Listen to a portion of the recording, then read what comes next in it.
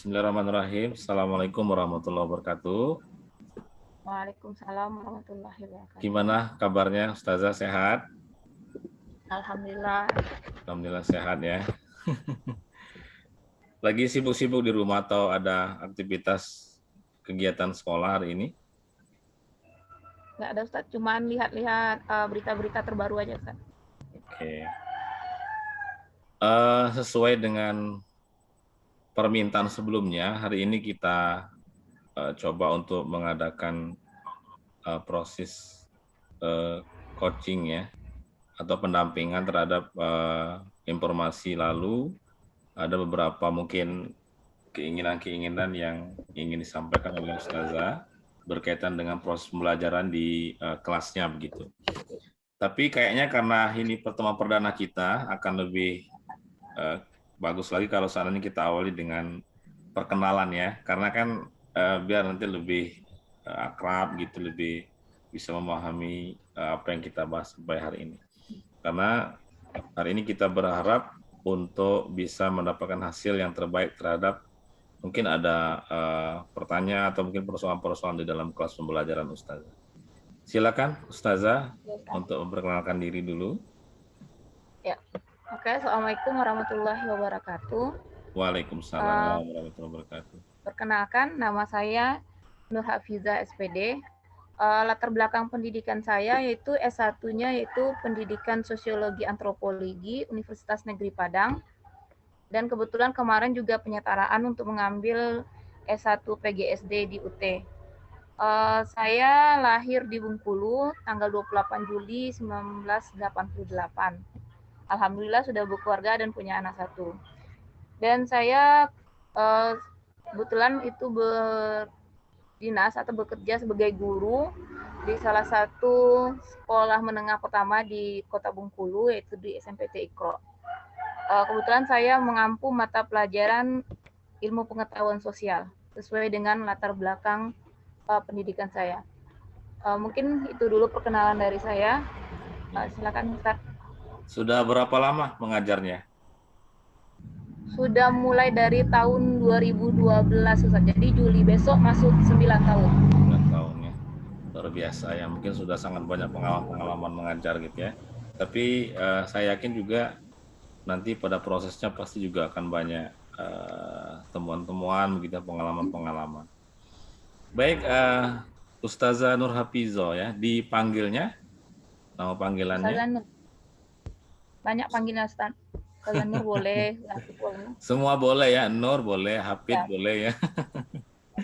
Iya, dipanggil Ustazah Nur aja ya, biar lebih Ya, pas begitu. Nur itu kan artinya cahaya begitu ya, jadi bersinar.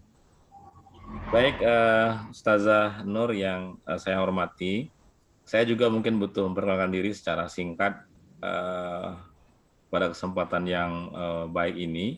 Saya sendiri bernama Gurniman Sutarno, MPD.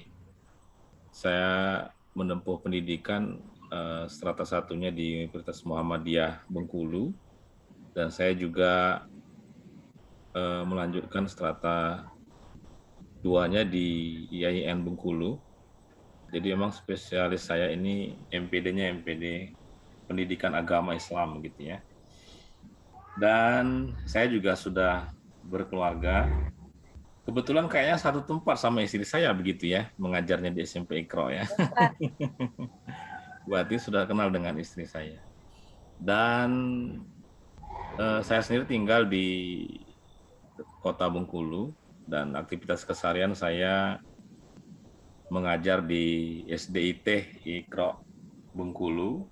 Selain dari situ juga saya punya aktivitas di jaringan sekolah Islam terpadu. Saya dapat amanah sekretaris wilayah. Di Pusdiklat saya juga dapat amanah ketua Pusdiklat wilayah, dan beberapa amanah-amanah yang lain gitu ya. Kalau hal-hal yang lain mungkin mau ditanyakan untuk perkenalan ini, silakan hubungi nomor-nomor yang tampak ya. Iya.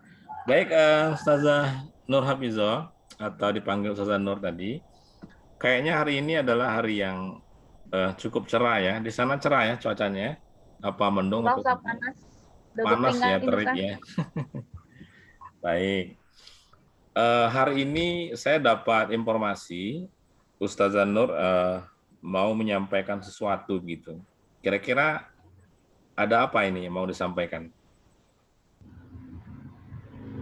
Mungkin saya akan menyampaikan sedikit tentang karena basic saya guru, mungkin saya akan sedikit menyampaikan tentang kegiatan proses pembelajaran selama saya menjadi guru, Ustaz. Mungkin ini menyampaikan apa saja temuan-temuan selama proses pembelajaran yang telah saya lakukan hampir 9 tahun ini, Ustaz. Itu. Oke. Temuan-temuan yang dimaksud itu maksudnya gimana? Temuan-temuan maksud mungkin lebih ke permasalahan-permasalahan yang dihadapi Ustaz, seperti menghadapi bagaimana anak-anak berperilaku, bagaimana karakter anak, bagaimana minat anak, dan bagaimana terutama sekali dalam proses pembelajaran yang baik. Karena banyak sekarang kita lihat anak-anak itu sudah banyak minat belajarnya itu mulai menurun. Dan kalaupun dalam proses pembelajaran mereka itu hanya menerima saja sifatnya Ustaz, apa yang kita berikan itulah yang mereka terima, tidak ada berusaha untuk mengetahui lebih lagi ilmu-ilmu yang telah gurunya berikan, hanya sekedar menerima apa yang disampaikan guru di sekolah sudah gitu Ustaz. Jadi tidak ada keinginan untuk mendapatkan ilmu yang lebih Ustaz. Oke. Nah, artinya kalau saya sempat garis bawahi dari apa yang menjadi keinginan tujuan Ustazah Nur berkaitan dengan pertemuan ini, kayaknya mungkin ada ini ya, semacam proses pembelajaran yang kemudian yang ingin dianggap atau ingin dilakukan secara ideal begitu ya? Ya Ustaz. Saya berharap tujuannya nanti anak-anak itu bukan hanya sekedar menerima pengetahuan dari gurunya, tapi juga aktif menemukan sendiri Ustaz. Jadi bukan hanya sekedar mentransfer ilmu, tapi mereka sudah bisa melakukan prinsip-prinsip pendidikan, learning to do, learning yang lainnya, learning to know gitu Ustaz. Bukan hanya ya menerima kembali yang sifatnya konvensional seperti zaman kita Ustaz. Betul sekali ya. Nah, kalau menurut Ustazah Nur sendiri, ini berkaitan dengan keinginan gitu ya, ingin anak-anak itu belajar aktif gitu. Kira-kira bisa nggak menyampaikan sebenarnya yang membuat mereka aktif itu kira-kira apa saja gitu? Ya. Kalau Maaf berdasarkan sebelumnya Ustaz, pengalaman, mungkin saya akan menceritakan sedikit kondisi di lapangan di sekolah kami. Iya, silakan. Sekolah kami itu alhamdulillah sudah sekolah jaringan Islam terpadu dan anak-anaknya secara umum itu sudah bagus sebenarnya Ustadz. Cuma dari banyaknya anak itu masih banyak lagi itu Ustadz yang belum punya kesadaran untuk menemukan sendiri Ustadz. Menemukan pembelajaran sendiri. Karena walaupun sudah diberikan, mereka masih juga tidak mau gitu Ustadz. Walaupun kita sudah kasih tugas-tugas, kadang masih ada sebagian kecil atau bahkan setengah anak-anak yang bahkan malas untuk mencari ilmu, padahal sudah kita kirimkan. Contohnya Ustaz, kita sudah mengirimkan link. Nah, ini link yang dapat membantu proses pembelajaran. Tapi ya diberikan iya Ustazah, tapi kenyataannya tidak dicari atau diklik, itu kita dibaca apa saja yang kita berikan itu tidak ada. Jadi seperti itu keadaan kondisi di sekolah Ustaz. Dan juga anak-anak kondisi di sekolah itu Ustaz, mereka masih belum ada keinginan sendiri untuk punya inisiatif menanyakan kepada gurunya Ustadz. Seandainya belum mengerti, tidak ada keinginan, oh Ustazah saya belum mengerti, Ustazah saya belum paham Ustazah. Mereka hanya ya, entah itu takut atau benar-benar paham atau benar-benar nggak mau peduli atau gimana Ustadz. Ya sudah pelajaran hari ini sudah selesai gitu Ustadz. Dan juga kondisi lapangan, karena prinsip saya belajar apalagi untuk IPS, karena ini luas kan Ustadz, IPS terpadu. Saya sering minta anak-anak untuk 10 menit atau 15 menit mengulang pembelajaran nanti yang hari ini, nanti malam gitu Ustaz. Jadi kalau seandainya diulang, saya berharap mereka itu ingat pelajaran hari ini. Tapi kenyataannya, waktu pertemuan selanjutnya, saya tanya apakah pelajaran itu diulang. Ternyata enggak Ustaz. Jadi memang minat dari dalam diri mereka itu belum muncul. Apakah karena pembelajaran IPS ini membosankan atau gimana Ustaz? Karena kalau kayak IPA, seperti IPA itu kan Ustaz banyak praktek-praktek, langsung contoh-contohnya banyak seperti hewan, tumbuhan, mereka bisa melihat barangnya langsung. Sedangkan IPS yang sejarahnya mempelajari masa lalu gitu Ustaz. Jadi untuk apa? Berarti mereka mempelajari IPS pengetahuan masa lalu, ya udah sudah pernah terjadi, untuk apa lagi dibahas lagi gitu kan Ustaz.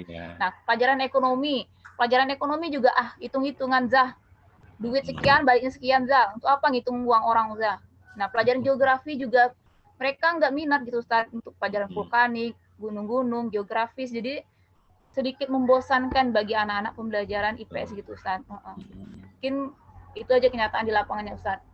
Baik, oke. Kurang Itu kondisi yang dirasakan di lapangan ya. Belum ya, lagi kalau ditambah lagi dengan kondisi pembelajaran masa pandemi gitu ya. ya Mungkin apalagi akan malah pandemi sekarang. bisa diceritakan sedikit kalau masa pandemi ini seperti apa?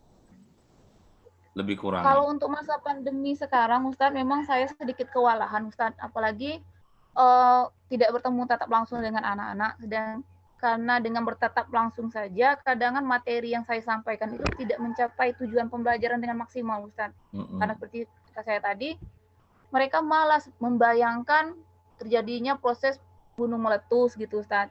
Membayangkan bagaimana proses interaksi sosial antar masyarakat. Kalau di kelas kan kita bisa mencontohkan langsung. Tapi walaupun seperti itu, saya mencoba terus untuk melakukan proses pembelajaran secara online itu dengan seperti kemarin ada materi interaksi sosial, terpaksa saya membuat seperti kartun-kartun Ustaz. Jadi mencontohkan interaksi individu dengan individu. Jadi seperti ada kartun anak laki-laki yang satu dengan anak laki yang lain, jadi berbicara gitu Ustaz. Jadi dan kedua interaksi individu dengan kelompok. Contohnya saya contohkan membuat animasi orang yang lagi azan gitu Ustaz. Jadi kan dari individu menyampaikan pesan kepada kaum muslimin bahwa waktunya sudah itu Ustaz. Jadi lebih kepada membuat karikatur Ustaz. Mungkin itu, tapi memang sangat terkendala Ustaz, karena terkadang anak-anak pun kita kirimkan video tidak langsung mereka lihat Ustaz, itu kendalanya sekarang Ustaz. Malah langsung di skip ke tugas-tugasnya Ustaz. Langsung ditarik gitu Ustaz. Video yang kita buat tidak dimatikan Ustaz. Baik. Terima kasih Ustazah Nur, itu sudah bercerita banyak hal tentang kondisi real di lapangan ya, di kelasnya. Memang kalau masa pandemi seperti saat ini juga luar biasa. Kita bicara tentang tidak bisa lepas dengan ini ya, metode pembelajaran gitu kan, atau mungkin pendekatan pembelajaran, atau juga mungkin yang lain-lain, supaya memang kelas kita itu terasa atau berjalan dengan maksimal. Jadi anak-anak bisa menikmati, anak-anak bisa menyenangi pembelajaran yang kita ajarkan. Nah, kira-kira menurut Ustazah Nur sendiri, kira-kira ada beberapa pilihan atau apa saja option yang kemudian bisa diambil oleh seorang guru sehingga pembelajaran kita itu bisa menarik gitu, bisa sesuai dengan tujuan pembelajaran, disenangi. Karena tadi sangat saya garis bawahnya berkaitan dengan betapa anak-anak itu minatnya kurang, pembelajaran bidang studi ini sangat membosankan, dan yang lain-lain tadi begitu ya. Kira-kira ada option apa, pilihan apa yang membuat kelas kita supaya menjadi menarik ini? Silakan. Ya, kasih Ustaz. Mungkin sebelum ada option-optionnya, mungkin saya akan sedikit curhat gitu Ustaz. Kendala-kendala yang saya hadapi dan memang saya rasakan sendiri Ustaz. Yang pertama yaitu bahwa saya mungkin, apalagi saya kebetulan mengajar di kelas 7 Ustaz. Di kelas 7 ini kan pertemuan dengan siswa baru gitu kan Ustaz, siswa yang baru naik dari kelas masa peralihan, dan dengan kondisi corona sekarang kami ini baru 2 bulan ini baru masuk Ustaz, ketemu tatap langsung. Jadi belum memahami secara maksimal individu-individu dari siswa itu tersebut Ustaz. Padahal seharusnya seorang pendidik itu harus memahami individunya sendiri, siswanya Ustaz. Bukan hanya secara umum gitu Ustaz. Jadi saya merasa sekali belum memahami bagaimana minat para siswa saya Ustaz. Mungkin itu salah satu kendala Ustaz. Terus interaksi saya dengan siswa seperti yang Ustaz sampai kemarin, ada bahwa interaksi dengan siswa itu juga belum maksimal Ustaz. Karena kadang masuk nanti ada kebijakan off lagi gitu Ustaz, nanti masuk lagi. Jadi interaksi dengan siswa pun belum terasa maksimal gitu Ustaz. Itu kendala yang saya hadapi. Terus saya juga merasa dan juga saya akui bahwa terkadang saya masih melaksanakan pembelajaran yang sifatnya konvensional Ustaz. Oh gitu ya? Karena terkadang karena gimana ya Ustaz? Karena dengan pembelajaran konvensional atau ceramah itu saya merasa lebih mudah karena bagi saya mudah, tapi nggak tahu anak-anak ternyata anak-anak mendengarkan tapi nggak, apakah dia mendengarkan mungkin badannya ada di sekolah tapi pikirannya tahu kemana Ustadz. Yang jelas mereka mendengarkan saya ceramah karena saya anggap ceramah paling efisien Ustadz, tapi buktinya kemarin setelah ujian pertengahan semester hasilnya sedikit mengecewakan Ustadz. Dan ujian semester 1 pun kemarin juga hasilnya tidak maksimal gitu Ustadz. Dan juga mungkin saya ini masih belum kreatif Ustadz untuk menampilkan proses pembelajaran Ustadz. Apakah dengan menggunakan media-media itu mungkin juga belum terlalu fasih, apalagi penggunaan IT sekarang Ustadz. Jadi mungkin anak kita sekarang kan sudah ibaratnya sudah tergila-gila dengan IT Ustadz. Dengan tampilan game-game mereka mungkin lebih menarik daripada tampilan yang dibikin oleh ustadz-ustazahnya gitu Ustadz. Jadi mungkin mereka menganggap sedikit membosankan Ustadz. Mungkin itu kendala-kendala yang saya hadapi Ustadz. Nah, saya berusaha sebenarnya sekarang bagaimana caranya memperbaiki hal itu semua Ustadz. Jadi dengan waktu yang sedikit saya berusaha untuk meningkatkan interaksi saya dengan para siswa gitu Ustadz. Pendekatan secara individu, walaupun hanya mungkin berangsur-angsur dulu, hanya beberapa siswa. Tapi yang paling saya rasakan ingin saya ubah agar para siswa saya aktif itu Ustadz, saya ingin lebih kreatif lagi, terutama dalam memilih model pembelajaran Ustadz. Jadi jangan hanya terpaku hanya pada satu model pembelajaran gitu Ustadz. Baik, saya garis bawahi. Tadi Ustazah sudah bicara tentang kondisi real di lapangan, tantangan-tantangannya. Saya garis bawahi ada tekad yang kuat dari Ustazah Nur untuk kemudian lebih kreatif dengan lebih memaksimalkan model-model pembelajaran begitu yang akan diterapkan di kelasnya. Boleh Ustazah Nur kira-kira model apa aja yang sudah dipahami?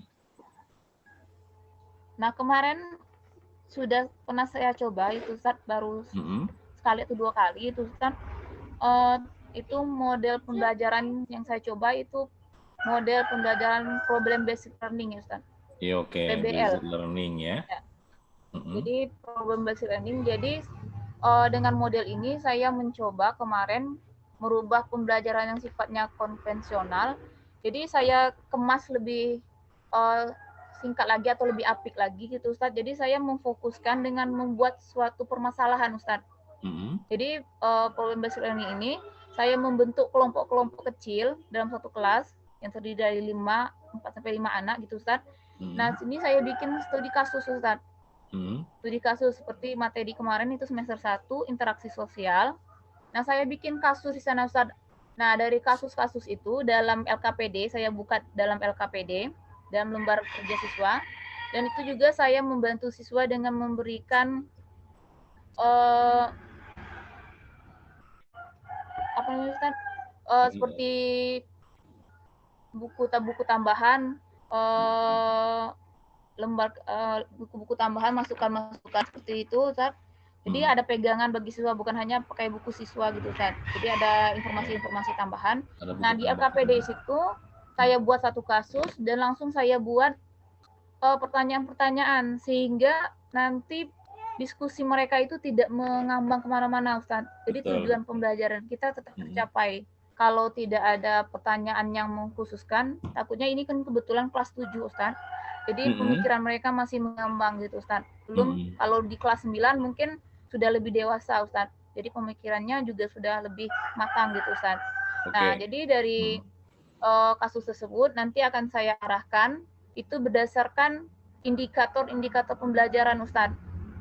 Jadi dari KI dan KD saya turunkan membuat indikator, dan indikator inilah yang akan dijadikan soal-soal yang akan didiskusikan oleh anggota kelompok. Jadi mereka di sini menemukan sendiri, Ustadz. Problem ini kan artinya mereka memecahkan masalah. Jadi memecahkan masalahnya bukan hanya kita lagi yang menyampaikan, oh ini nak, ini kalau ini permasalahannya, jawabannya ini, enggak lagi gitu, Ustadz. Jadi mereka yang aktif mencari ini permasalahannya, oh apa latar belakang. Biasanya saya tanyakan itu, apa latar belakangnya, penyebabnya, dan bagaimana solusinya. Dan seandainya ini terjadi dalam lingkungan mereka, bagaimana tanggapan mereka. Mungkin itu seperti itu, Ustadz. Jadi mereka saling berdiskusi, mengeluarkan pendapat, pikiran mereka, bukan hanya bengong gitu, Ustaz.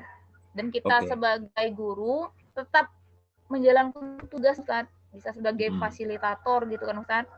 Apabila mereka ada kendala, bisa menanyakan ke kita. Jadi kita sifatnya juga tidak monoton, selalu keliling gitu, Ustaz. Menanyakan bagaimana, apakah ada terkendala dari siswa-siswa kita. Nah, nanti setelah mereka mengerjakan LKPD tersebut, baru saya meminta mereka lagi, Ustadz. Jadi mereka memang benar-benar dituntut aktif di sini, Ustadz. Jadi yang istilahnya tadi mungkin tidak terlalu tampak keaktifannya, nanti saya minta setiap kelompok itu maju ke depan, menyampaikan hasil diskusi mereka, Ustadz. Jadi harus berani gitu, Ustadz. Emang awalnya kemarin banyak yang malu-malu, namanya anak-anak gitu kan, Ustadz. Terkadang kita pun pada saat mempresentasikan juga grogi. Jadi di sana saya mengupu bahwa gak apa-apa nak, ini kan yang pertama. Jadi kalau ada kekurangan, nggak masalah, nanti kita sama-sama perbaiki. Jadi alhamdulillah kemarin dari beberapa kelompok itu semuanya maju, Ustaz. Cuman masih pada saat di depan itu, terkadang ada yang tetap ada yang dominan gitu, Ustaz, daripada temannya. Jadi kalau temannya 100%, mungkin dia hanya 20%. Tapi saya sudah bersyukur tidak lagi hanya bengong gitu, duduk di bangkunya masing-masing, dengarkan saya ceramah, kerjakan tugas, sudah saya pulang gitu, Ustaz. Jadi walaupun, dan saya juga meminta pada model problem based learning ini, mereka bukan menyalin jawaban gitu, Ustaz. Jadi menggunakan bahasa sendiri. Jadi saya garis bawahi di sana, jangan mengutip dari buku gitu, Ustaz. Jadi gunakan bahasa pendapat mereka sendiri dalam begitu ya.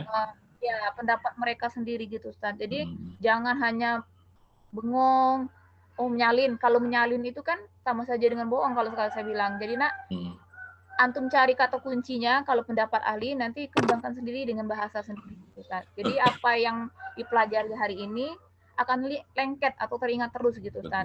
Mungkin itu untuk problem based learning. Nah, kemarin juga saya dari problem based learning ini, saya pernah mencobakan dengan metode itu Ustaz, make and match. Jadi make and match ya. Pada berarti selain PBL ini, kemarin juga udah coba make and match ya? Iya, modelnya PBL dan metodenya make and match gitu, Ustaz. Make and match. Iya, make and match. Teknik make and match. Jadi saya membawa siswa ini ke lapangan, Ustaz. Jadi pada saat keluar, ini anak-anak sangat senang gitu, Ustaz. Walaupun sedang dengan pandemi sekarang karena jumlah siswanya terbatas, kebetulan kami punya lapangannya luas, jadi nggak terlalu ada kontak gitu, Ustaz, masih ada berjarak. Jadi pada make and match ini, saya membentuk 2 kelompok besar, Ustaz. 2 kelompok besar yang isinya itu satu jawaban yang berisi kertas-kertas, saya buat kertas-kertas kecil, Ustaz. Ke satu kelompok berisi jawaban semua, satu kelompok lagi berisi pertanyaan gitu, Ustaz. Jadi mereka nanti akan memaxkan jawaban dan pertanyaannya gitu, Ustaz. Jadi mereka beraktif di lapangan gitu, Ustaz. Tidak hanya duduk lagi di kursi. Oke. Ya, aktif di lapangan mencari temannya gitu, Ustaz, mana jawaban dari pertanyaan itu tersebut. Tapi memang untuk make and match ini, sebelumnya saya memberikan dulu materi gitu, Ustaz. Materi umum pada anak-anak, sehingga mereka ada pegangan untuk menyelesaikan persoalan mereka di lapangan nanti, Ustaz. Oke. Baik, saya pikir tadi yang banyak hal disampaikan oleh Ustazah Nur Hafizah, karena memang itulah bedanya kita pelaku dengan pengamat ya. Kalau pelaku kan kita bisa merasakan sendiri, dan itu bisa menjadi experience yang luar biasa bagi kita sebagai pelaku, juga untuk orang lain begitu. Nah, artinya begini, dari persoalan awal yang tadi Ustazah Nur sampaikan, menginginkan sebuah kelas pembelajaran yang efektif gitu kan, anak yang aktif gitu. Kemudian juga kondisi real lapangan tadi sudah sangat banyak hal yang bertolak belakang dengan kondisi teori-teori yang kita pelajari. Tapi tadi saya sangat tertarik begitu dengan apa yang dilakukan oleh Ustazah Nur berkaitan dengan beberapa pendekatan model pembelajaran based learning tadi begitu ya di dalam kelasnya, dan itu sudah terlaksana dengan baik sepertinya begitu. Nah, kalau seandainya kita diminta untuk kemudian tentu kan ada yang namanya kendala ya, kendala-kendala yang dihadapi begitu dalam proses pembelajaran menerapkan pendekatan itu. Yang Ustazah Nur lakukan sendiri kalau ada kendala seperti apa biasanya? Oh, ya Ustaz. Kendalanya apa Mungkin saja? Apa saja? Apakah kendalanya, ya Ustaz. ada berapa Makasih kendala Ustaz. kira-kira?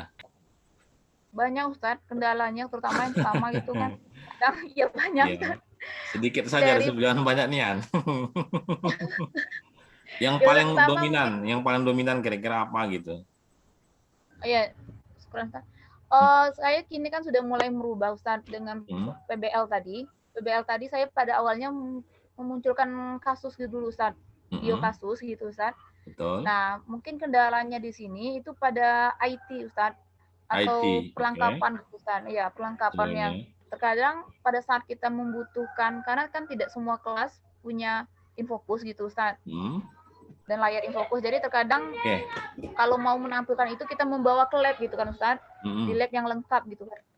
Nah, terkadang kendalanya itu Ustaz, pada saat kita mau menggunakan, yang lainnya juga mau menggunakan gitu Ustaz. oke. Itu Saya bisa kendalanya tangkap yang nih. Kendala ya, teknis di lapangan itu lebih kepada ini ya, toolnya, ya benar. perangkat-perangkat pendukung. Kalau seandainya Ya. Terus yang itu kedua, dialami, ya kira-kira Ustaz. Ustazah Nur melakukan apa untuk mengatasinya? Gimana? Oh, ya, Ustaz.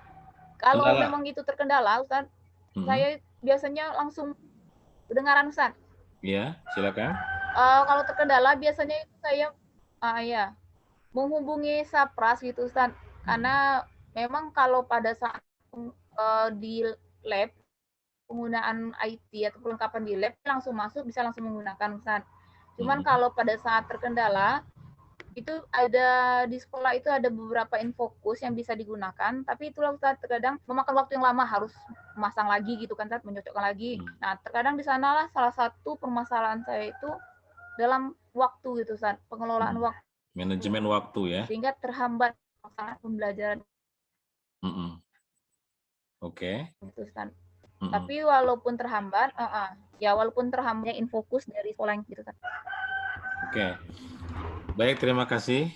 Ustazah Nur, saya pikir sudah sangat banyak tadi disampaikan, dan konklusi dari pertemuan ini, kira-kira nih dari Ustazah Nur sendiri, dari setiap persoalan yang tantangan yang dihadapi, kemudian juga tadi sudah punya gambaran effort ya, upaya yang sudah dilakukan tadi seperti apa.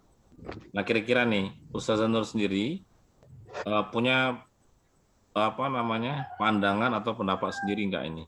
Silakan, berkaitan dengan untuk meraih atau mendapatkan kelas yang aktif Halo anak-anaknya gimana begitu. Ustaz? Halo, Halo gimana Ustaz? gimana kira-kira? Ada konklusi apa yang bisa disampaikan? Kesimpulan apa? Silakan, Ustazah. Mungkin di sini ya Ustaz.